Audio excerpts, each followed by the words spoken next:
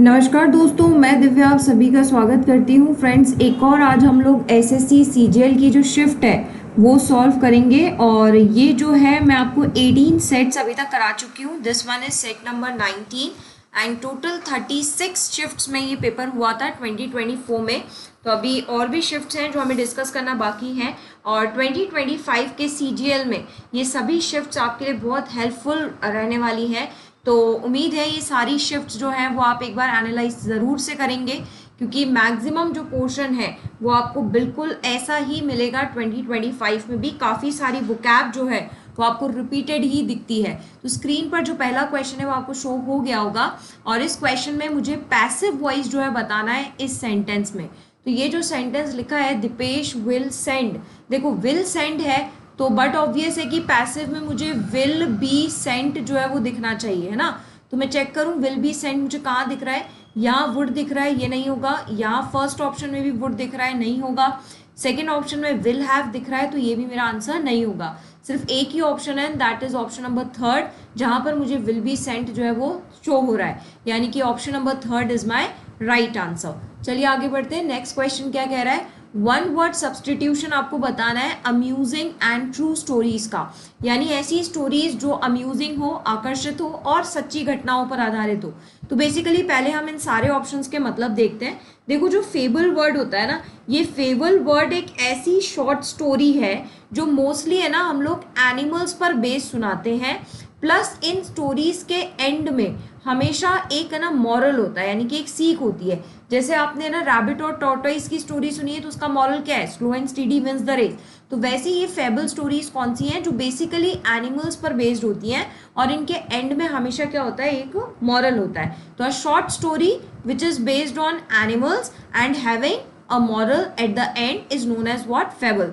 सनेट्स क्या होती है, सनेट्स जो है ना 14 लाइन्स की पोयम है ना। तो 14 लाइन्स की जो पोयम होती है उसे हम क्या कहते हैं, सनेट कहते हैं। एलिगरी क्या है, बेसिकली एलिगरी है ना लोक कथाओं को कहते हैं, यानी एक ऐसी स्टोरी जो है ना सिंबल्स पर बेस्ड है, यानी सिंबल बेस्ड स्टोरीज को हम लोग एलिगरी कहते हैं। और एनेक्डोट्स जो है ना वो कहलाती है क्या, अम्यूजिंग और ट्रू स्टोरीज। तो जितनी भी सच्ची घटनाओं पर आधारित स्टोरीज होती हैं वो सारी क्या कहलाती है, एनेक्डोट्स। तो my right answer is anecdote. Fable आपको समझ में आया, एनिमल्स की स्टोरीज है, बेसिकली एंड में मॉरल है।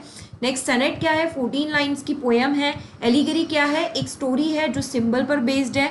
और एनेक्डोट्स क्या है, अम्यूजिंग और ट्रू स्टोरीज को हम क्या कहते हैं, एनेक्डोट्स कहते हैं। चलिए आगे बढ़ते हैं। नेक्स्ट क्वेश्चन क्या है, अगेन ये वन वर्ड सब्सटीट्यूशन का क्वेश्चन है। क्या कह रहा है ये, humour that describes the weakness of the other person, यानी एक ऐसा ह्यूमर जो दूसरों की क्या शो करे आपको, वीकनेस, यानी कि एक तरीके से ताना मारे, है ना। तो हम जोक तो बोलेंगे नहीं, क्योंकि ये वीकनेस की बात कर रहा है। अटायर का मतलब तो कपड़े होता है, क्लोथ्स होते हैं, तो अटायर भी नहीं होगा। कर्स मतलब तो बदुआ होगा, इसका राइट आंसर होगा सेटायर। सेटायर का क्या मतलब होता है, सेटायर का मतलब होता है बेसिकली दूसरों पर क्या, ताना मारना, तंजकशी करना ना, यानी कि तंग कसना या ताने मारने को हम क्या कहते हैं, सेटायर। तो ये यही कह रहा है कि ह्यूमर जो दूसरों की वीकनेस को शो करे वो क्या कहलाता है बेटा, वो कहलाता है सेटायर। नेक्स्ट क्वेश्चन पे चलते हैं। नेक्स्ट क्वेश्चन आपको सिनोनिम बताना है एक्सेप्शनल का। देखो एक्सेप्शनल का मतलब है जो अलग है, बाकी सबसे अलग है, जो एक अलग ही लेवल पर है, खतरनाक लेवल पर है, बहुत उच्च लेवल पर है। तो ट्राइवल तो उसका एंटोनिम हो गया, ट्राइवल का मतलब तो हो गया तुच्छ, मामूली सा जो होता है ना उसको ट्राइवल कहते हैं। इमोशनल भी नहीं होगा, टोटल भी नहीं होगा, इसका राइट आंसर होगा आउटस्टैंडिंग। अपन कहते हैं ना बहुत आउटस्टैंडिंग परफॉर्मेंस है, यानी उत्कृष्ट प्रदर्शन है, यानी औरों से बिल्कुल अलग है, ठीक है। तो बहुत आउटस्टैंडिंग चीज है, अलग लेवल पर, खतरनाक लेवल पर। तो इसका राइट आंसर क्या हो गया, आउटस्टैंडिंग। आगे बढ़ते हैं। One who eats the flash of his own species, देखो जो खुद की ही स्पीशीज का फ्लैश खाता हो, या फिर आपके एग्जाम में यदि क्वेश्चन आ जाए कि जो ह्यूमन फ्लैश खाता हो, यानी कि इंसानों का मीट खाता हो, यानी कि या तो जो वो खुद की स्पीशीज का ही खाए, या ह्यूमन स्पीशीज का अगर वो फ्लैश खाता है, तो बेसिकली हम उसे कैनिबल कहते हैं, यानी कि नर भक्षी हम उसे कहते हैं। यानी कि जो नर का भक्षण करे या खुद की ही स्पीशीज का भक्षण करे वो क्या कहलाता है, कैनिबल कहलाता है। नॉन वेजिटेरियन आप जानते हैं जो मीट मांस नहीं खाता। मैमल यानी जो दूधाहारी एनिमल्स होते हैं उन्हें मैमल कहते हैं। वीगन का मतलब है जो कोई सा भी एनिमल प्रोडक्ट ही नहीं खाता, ना एनिमल्स को खाता है और ना एनिमल्स के प्रोडक्ट्स को खाता है, वो क्या कहलाता है, वीगन कहलाता है ना। तो वन हु जो खुद का मीट खाए या खुद की स्पीशीज का मीट खाए या ह्यूमन फ्लैश खाए, वो क्या कहलाते हैं, कैनिबल। आगे बढ़ते हैं। He dash his bike as fast as he could to reach home। अब देखो ये सारे क्वेश्चंस लगभग एक जैसी प्रोनाउंसिएशन के दिख रहे हैं, तो बेसिकली ये जो क्वेश्चन है ये होमोनिम्स का क्वेश्चन है। मीनिंग देखते हैं। देखो इस वाले रोड का मतलब होता है जो हम कहते हैं ना नाव को चाबुक से नहीं चलाते हैं, वो नाव के केस में ये वर्ड यूज होता है। जो नाव का चाबुक होता है, जो नाव खींचने के काम आता है, वो रोड कहलाता है। ये जो रोट वर्ड है ROTE, इसका मतलब होता है किसी भी चीज को ना रटना। अपन रट्टू टोता नहीं बोलते, जो रटते हैं, मेमोराइज करते हैं। तो बेसिकली किसी भी चीज का क्या करना, मेमोराइज करना, है ना। आप बेसिकली ये जो वोकैब पढ़ते हो, वोकैब का क्या करते हो, मेमोराइजेशन ही तो कहते हैं, रट्टाफिकेशन, कंठस्थ याद करना, वो क्या कहलाता है, रोड। ये जो सेकंड ऑप्शन है रोड RODE, इसका मतलब ये होता है क्या, ये सेकंड फॉर्म है किसकी, राइड की। ये होता है गाड़ी चलाना, है ना, यानी कि सवार होना। और इसकी सेकंड फॉर्म क्या होती है, राइड की, रोड। और इसकी थर्ड फॉर्म क्या होती है, रिडन। तो गाड़ी चलाना या सवार होने को हम क्या कहते हैं, राइड कहते हैं। और ये जो ऑप्शन है रोड ROAD, ये रोड वर्ड जो है ना, ये बेसिकली यूज होता है सड़क के लिए। यानी कि जब हम सड़क की बात करते हैं ना, तब हम ROAD वाला रोड यूज करते हैं। तो he dash his bike as fast as he could to reach home. तो उसने अपनी बाइक को क्या किया, जल्दी जल्दी के लिए उसने अपनी बाइक को ड्राइव ही तो किया होगा। तो बाइक ड्राइव करने के लिए हम कौन सा ऑप्शन टिक करेंगे, सेकेंड ऑप्शन, क्योंकि सड़क होगा नहीं, है ना। ROTE मेमोराइज से भी नहीं है और नाव से भी मतलब नहीं है। तो यहाँ पर राइट आंसर क्या हो गया, RODE, यानी कि उसने अपनी बाइक जो है वो ड्राइव करी जितनी फास्ट वो कर सकता था। आगे बढ़ते हैं। His PhD degree seems to be Penelope's web. अब यहाँ पे पेनीलोव्स वेब की आपको ईडियम बतानी है, यानी इस ईडियम का क्या मतलब है। देखो वेब का मतलब सब जानते हैं ना, वेब का मतलब जाला होता है। और जो जाला आता है ना, वो मधुमक्खी या मकड़ी जब जाला बनाती है ना, तो वो बनाती ही जाती है। यानी कि ये जो जाला बनाने का काम है, इसका कोई एंड नहीं है।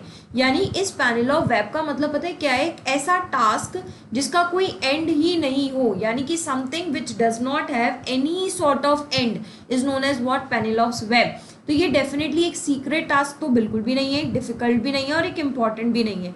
ये कैसा टास्क है, एक एंडलेस टास्क है जिसका कोई अंत ही नहीं है। तो अंतहीन जो चीजें होती है हम उन्हें क्या कहते हैं, पेनिलोव्स वेब। कैसे याद रखेंगे, वेब से कि जो जाला होता है उसका कोई अंत नहीं होता। आगे बढ़ते हैं। फ्यूड का बेसिकली आपको एंटोनिम बताना है। तो फ्यूड का मतलब क्या होता है, किसी से भी झगड़ा करना, यानी कि क्वारल का जो है ना ये सिनोनिम है। झगड़े को हम लोग कहते हैं क्या, फ्यूड। अब देखें, ऑनेस्टी का मतलब तो ईमानदार हो गया, ईमानदार से मतलब नहीं है। हम्बल का मतलब भी लगभग वही है। ह्यूमिलिटी एक नेगेटिव वर्ड है। ह्यूमिलिटी का मतलब तो ये होता है दूसरों की निंदा करना, है ना। ह्यूमिलिटी इज बेसिकली दूसरों को नीचा दिखाना। अब यहाँ पर जो फर्स्ट ऑप्शन है हार्मनी, इसका मतलब होता है तालमेल बैठाना। तालमेल बैठाना यानी कि साथ में रहना, मिलजुल कर रहना, ठीक है। तो फ्यूड का मतलब तो झगड़ा है बेसिकली ना। फैमिली डिस्प्यूट्स को हम लोग है ना फ्यूड से कहते हैं। तो जो फैमिलीज में लड़ाई झगड़े रहते हैं ना, तो वो फैमिली डिस्प्यूट बेसिकली फ्यूड कहलाता है। तो इसका उल्टा क्या हो जाएगा, हार्मनी, यानी कि आपस में तालमेल से रहना, हंसी खुशी रहना। आगे बढ़ते हैं। नेक्स्ट मुझसे क्या बोल रहा है, आपको सब्सटीट्यूट बताना है बेसिकली अंडरलाइन वर्ड का। तो Shivamani is working as an electrician for the past 22 years, यानी पिछले 22 साल से वो इलेक्ट्रीशियन की तरह काम कर रही थी। देखो फॉर यूज कर रहे हो और फॉर द पास्ट 22 ईयर्स, यानी कि आप यहाँ पर फॉर के साथ में पीरियड ऑफ टाइम का यूज कर रहे हो। और फॉर या फिर सिंस के साथ में जब हम टाइम का यूज करते हैं तो बेसिकली आगे हम लोग परफेक्ट टेंस या परफेक्ट कंटिन्यूस टेंस जो है वो लगाते हैं। तो पिछले 22 सालों से वो इलेक्ट्रीशियन का काम कर चुका है। तो बेसिकली यहाँ जो डिमांड है ना, वो या तो प्रेजेंट परफेक्ट की है या फिर प्रेजेंट परफेक्ट कंटिन्यूस टेंस की जो है वो डिमांड है, क्योंकि सिंस और फॉर के साथ परफेक्ट टेंस आता है। तो ही वुड वर्क नहीं होगा। शिवगामणि जो है, शिवामणि ये सिंगुलर सब्जेक्ट है, तो उसके साथ हैव भी नहीं आएगा और हैड बीन भी नहीं आएगा, क्योंकि हैड बीन के बाद आईएनजी फॉर्म आती है। तो my right answer is option number 4 कि Shivamani has been working as an electrician for the past 22 years. आगे बढ़ते हैं। Deepa and Seema are both, again आपको यहाँ पर एरर स्पॉटिंग बतानी है। और बेसिकली जो एरर स्पॉटिंग है उसने हमें हिंट भी दिया है कि वो एरर स्पॉटिंग प्रपोजिशन की है इस सेंटेंस के अंदर। तो दीपा एंड सीमा कोई दिक्कत नहीं है, आर बोथ गुड। अब ना आप बेसिकली एक बात आपने प्रपोजिशन में पढ़ी है कि हम गुड के साथ में एट का यूज करते हैं और बैड के साथ में हम लोग इन का यूज करते हैं। जैसे I am good at English, I am good at running, I am good at cooking. तो तो कुल मिलाकर गुड के साथ प्रपोजिशन एट आता है और बैड के साथ में इन आता है। अब यहाँ आपने क्या बोला है, Deepa and Seema are both good with running नहीं होगा, क्या बोलना पड़ेगा, are both good at running but Deepa is also good at catching. देखो यहाँ पर भी हिंट मिल रहा था ना, good at catching the ball and throwing it to the right corner in time. तो क्या याद रखना है, गुड के साथ एट आता है और बैड के साथ इन आता है। तो कौन सा ऑप्शन मिस्टेक हुआ, सेकेंड ऑप्शन, या विद नहीं आएगा या एट आएगा। तो basically second option is my answer. आगे बढ़ते हैं, आपको फोरसेक का सिनोनिम बताना है। बेसिकली फोरसेक का मतलब होता है किसी भी चीज को त्यागना, या फिर फोरसेक का मतलब होता है किसी भी चीज को छोड़ देना, है ना। तो छोड़ने की केस में जो ये वर्ड है ना, ये यूज होता है। ऑप्शन देखें, क्लच का मतलब होता है बेसिकली किसी चीज को बहुत मजबूती से पकड़ लेना, जैसे गाड़ी में क्लच होता है ना, तो मजबूती से पकड़ना ही है क्लच। रिवील का मतलब होता है उजागर करना। एक्सेलरेट का मतलब भी क्या होता है, गाड़ी में स्पीड वगैरह देने के लिए एक्सेलरेशन यूज होता है। तो बेसिकली इसका राइट आंसर है अबैंडन। अबैंडन मतलब भी क्या होता है, चीजों को छोड़ देना या त्याग देना। सिनोनिम आपसे पूछा था, तो फोरसेक का राइट आंसर क्या हो गया, ऑप्शन नंबर थर्ड। आगे बढ़ते हैं, ऑटोनॉमी का आपको एंटोनिम बताना है। देखो ऑटोनॉमी का बेसिकली मतलब होता है ऑटो यानी कि सेल्फ। सेल्फ अगर आप कोई काम कर सकते हैं, आपको ना बहुत प्रायोरिटीज दी गई हैं, आपके पास पूरा कंट्रोल है कि आप अपनी सरकार चला सकते हैं, आप अपने ओन डिसीजंस ले सकते हैं। तो अगर आपके पास ये कंट्रोल है, क्या कंट्रोल, अपने ओन डिसीजंस लेने का आपके पास ये पावर है, तो फिर क्या कहलाता है, वो ऑटोनॉमी कहलाता है। तो देखो इसका उल्टा पूछा है आपसे, है ना, इंडिपेंडेंस, तो किसी पे डिपेंड नहीं होना, ये तो ऑटोनॉमी का एक तरीके से सिनोनिम हो गया। परमानेंट वर्ड भी नहीं होगा। इकोनॉमिकल का मतलब इकोनॉमिक्स से रिलेटेड होता है, इसका एंटोनिम हो गया डिपेंडेंस। डिपेंडेंस यानी जब आप किसी दूसरे पर निर्भर रहते हो, यहाँ आप निर्भर नहीं हो, यहाँ आप अपने ओन डिसीजंस ले रहे हो, लेकिन यहाँ आप डिपेंडेंस की बात कर रहे हो, यानी आप दूसरों पर निर्भर हो। आगे बढ़ते हैं, इंटेंस का जो है वो आपको क्या बताना है, सब्स्टिट्यूट बताना है। तो इंटेंस का क्या मतलब होता है, बेसिकली इंटेंस का मतलब होता है किसी भी चीज में पावर होना, घुस जाना, है ना। तो इसका सिनोनिम लेजी तो होगा नहीं, लेजी तो बिल्कुल आलसी हो गया। हाफ हार्टेड भी नहीं होगा, फिक्स भी नहीं होगा। इसका क्या सिनोनिम हो गया, पावरफुल। पावरफुल यानी जब आप में बहुत ज्यादा ताकत होती है, तो हम कहते हैं ना इंटेंस है ये, यानी कि पावरफुल है, एनर्जेटिक है। अगेन आपको अंडरलाइन वर्ड का मीनिंग बताना है, हैंगिंग ऑन। तो बेसिकली हैंगिंग ऑन का क्या मतलब होता है, तो ऑप्शंस के मीनिंग हम लोग देखते हैं। देखो यहाँ पर ये बोल रहा है अर्जिंग अहेड। अर्जिंग का बेसिकली मतलब होता है किसी से रिक्वेस्ट करना, तो हैंगिंग ऑन का मतलब रिक्वेस्ट से बिल्कुल भी नहीं है। फॉलिंग अबाउट का बेसिकली मतलब होता है गिरना, है ना, कहीं भी गिर जाना, तो यहाँ हैंगिंग ऑन का मतलब गिरना भी नहीं है। सिंकिंग का बेसिकली मतलब होता है डूबना, तो यहाँ पे डूबने से भी सेंस नहीं है। यहाँ पर सेंस है स्ट्रैगलिंग ओवर। अब बेसिकली स्ट्रैगलिंग ओवर का क्या मतलब होता है, ये होता है खराब तरीके से जब चीजें स्कैटर हो जाती है ना, बिखर जाती है, यानी कि जब कोई चीज बिखर गई है लेकिन ये सही तरीके से नहीं, खराब तरीके से जब कोई चीज बिखर जाती है, स्प्रेड हो जाती है, तब हम बोलते हैं क्या, स्ट्रैंगलिंग ओवर, और इसी को हम कहते हैं हैंगिंग ऑन। तो बेसिकली हैंगिंग ऑन का क्या मतलब होता है, चीजों का फैल जाना, स्प्रेड हो जाना। तो हैंगिंग ऑन का राइट सिनोनिम क्या हो गया, स्ट्रैगलिंग ओवर। आगे बढ़ते हैं, आपसे एक्टिव वॉइस पूछ रहा है, why are you repeatedly called by her. देखो आर है और आर के साथ थर्ड फॉर्म दिख रही है, तो इसका मतलब ये एक स्टेप ऊपर गया होगा, यानी कि मुझे यहाँ पर सिंपल प्रेजेंट टेंस जो है ना वो दिखना चाहिए। Simple present tens plus interrogative sentence यानी डू डज दिखना चाहिए। फोर्थ ऑप्शन नहीं होगा क्योंकि मुझे डू डज नहीं दिख रहा है। थर्ड ऑप्शन नहीं होगा, वॉज दिख रहा है। सेकंड ऑप्शन नहीं होगा, हैड दिख रहा है। तो मेरा राइट आंसर क्या हो गया, ऑप्शन नंबर 1 कि why does she call you repeatedly. आगे बढ़े, नेक्स्ट क्वेश्चन है, इनकरेक्टली स्पेल्ड वर्ड आपको बताना है। देखो फर्स्ट वर्ड है कॉन्सिएंटियस, ये बिल्कुल सही वर्ड है। कॉन्सेंटियस का बेसिकली मतलब होता है ऑनेस्ट, यानी कि कहते हैं ना ईमानदारी से किसी काम को करना। हार्ड वर्किंग भी इसी का सिनोनिम है। कर्तव्यनिष्ठ भी हम इसी को कहते हैं। तो यानी हार्ड वर्किंग करना, ऑनेस्टली काम करना, वो कॉन्सिएंटियस कहलाता है, और उसकी स्पेलिंग बिल्कुल सही है। नेक्स्ट है ऑस्टेंटेशियस। ऑस्टेंटेशियस की स्पेलिंग भी बिल्कुल सही है। इसका मतलब होता है किसी भी चीज का क्या करना, दिखावा करना। अकोमोडेट की स्पेलिंग भी सही है, डबल सी डबल एम आता है। अकोमोडेट का मतलब होता है किसी भी चीज में फिट होना, यानी कि फिक्स कर देना, वो क्या कहलाता है, अकोमोडेट। मिसचीवस की स्पेलिंग गलत है, मिसचीवियस नहीं होता, ये होता है मिसचीवस। और मिसचीवस का बेसिकली क्या मतलब होता है, शरारती होना, यानी कि शरारती या नटखट के लिए हम लोग ये वर्ड यूज करते हैं, मिसचीवस। ओके, तो fourth option is my right answer, जिसकी स्पेलिंग गलत थी। I thought Sadhana would always stick by me, मतलब मुझे लगा था कि साधना हमेशा मेरे साथ रहेगी। स्टिक बाय मी का मतलब चिपकना नहीं है, साथ रहना है। But when I got into trouble, लेकिन जब मैं मुसीबत में आई तो she turned out to be, तो वो क्या निकली। देखो अब यहाँ पर जो डिमांड है ना वो एक ईडियम की डिमांड है, ये सारे ईडियम्स है, तो इन ईडियम्स के मीनिंग मुझे आने चाहिए। तो पहले हम मीनिंग देखते हैं।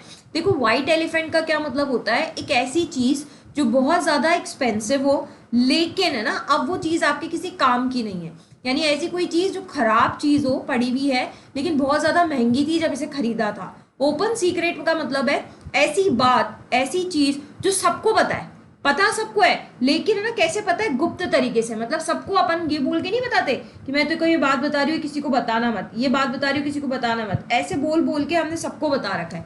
तो ऐसी बात जो सबको पता है वो क्या कहलाती है, open secret. Hard nut to crack का क्या मतलब होता है, ऐसी कोई चीज जिससे निपटना बहुत मुश्किल हो, यानी एक ऐसी सिचुएशन जो कहते हैं ना अपन, टेढ़ी सिचुएशन है, टेढ़ी समस्या को हम लोग क्या कहते हैं, हार्ड नट टू क्रैक। और fair weather friend, fair weather friend का क्या मतलब है, एक ऐसा मित्र जो स्वार्थी है, यानी जब स्वार्थ था तब वो आपका फ्रेंड था और अब वो आपका फ्रेंड नहीं है। तो बेसिकली फेयर वेदर फ्रेंड ही जो है वो मेरा आंसर है, कि जो साधना है वो मेरे साथ हमेशा रही, लेकिन जब मैं ट्रबल में थी तभी उसने मेरा साथ जो है वो छोड़ दिया। तो यहाँ पर राइट आंसर क्या हो गया, फेयर वेदर फ्रेंड। आगे बढ़ते हैं, नेक्स्ट क्या बोल रहे हैं ये, अगेन आपको ये एक बहुत अच्छा क्वेश्चन है जो एक शिफ्ट में पूछा गया था, एंड बहुत लायक क्वेश्चन था ये एसएससी सीजीएल का। आपको ये बताना था कि सेंटेंस में जो आईएनजी फॉर्म यूज है ना, वो ऐसी किस सेंटेंस में आईएनजी फॉर्म कंटिन्यूअस टेंस के लिए यूज की गई है, क्योंकि हमने पढ़ा है कि आईएनजी फॉर्म का यूज बतौर जीरेंड भी होता है, पार्टिसिपल भी होता है, टेंस यानी कंटिन्यूअस टेंस के रूप में भी होता है। तो आपको वो सेंटेंस ढूंढना है जिसमें आईएनजी फॉर्म का यूज बतौर कंटिन्यूअस टेंस है। देखते हैं, reading novels is my favourite pass time. Now basically यहाँ पर रीडिंग आपके सेंटेंस का सब्जेक्ट है और नॉवेल्स पढ़ना, यहाँ पे रीडिंग बेसिकली जीरेंड का काम कर रहा है, तो ये तो मेरा ऑप्शन होगा नहीं। I am fond of reading, अब ऑफ के बाद अगर आप आईएनजी फॉर्म बोल रहे हो, बेसिकली अगेन ये कंटिन्यूअस टेंस तो नहीं होगा, कंटिन्यूटी तो शो नहीं करेगा, बट यहाँ पर जो रीडिंग है ना ये फिर वापस जीरेंड का ही काम कर रहा है। The optician advise me to use reading glasses, अब अगेन देखो यहाँ पर आप प्रेपोजिशन के बाद यूज कर रहे हो टू यूज रीडिंग ग्लासेस, यहाँ ये ग्लासेस से पहले यानी कि एडजेक्टिव का बतौर पार्टिसिपल का ये जो है ये काम कर रहा है, यानी कि ये भी जो है मेरा ऑप्शन नहीं होगा। तो बात करते हैं फर्स्ट ऑप्शन की, please do not disturb me, I am preparing, ये देखो आ गया आई एम प्रिपेयरिंग, यहाँ पर ये जो प्रिपेयरिंग वर्ड है ये कंटिन्यूअस टेंस का काम जो है वो कर रहा है, यानी जब हमें हेल्पिंग वर्ब के साथ में आईएनजी फॉर्म दिखती है तो बेसिकली वो कंटिन्यूटी को शो करती है। तो मेरा राइट आंसर क्या हो जाएगा, ऑप्शन नंबर 1। आगे बढ़ते हैं, नेक्स्ट ये मुझसे एंटोनिम पूछ रहा है किसका, डिसेप्टिव का।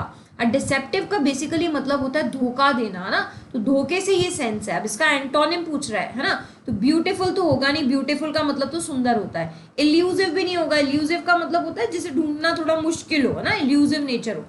अगली का मतलब बदसूरत होता है, तो इसका आंसर क्या हो जाएगा, ऑनेस्ट। ऑनेस्ट मतलब ईमानदार है ना, और डिसेप्टिव मतलब धोखे से है।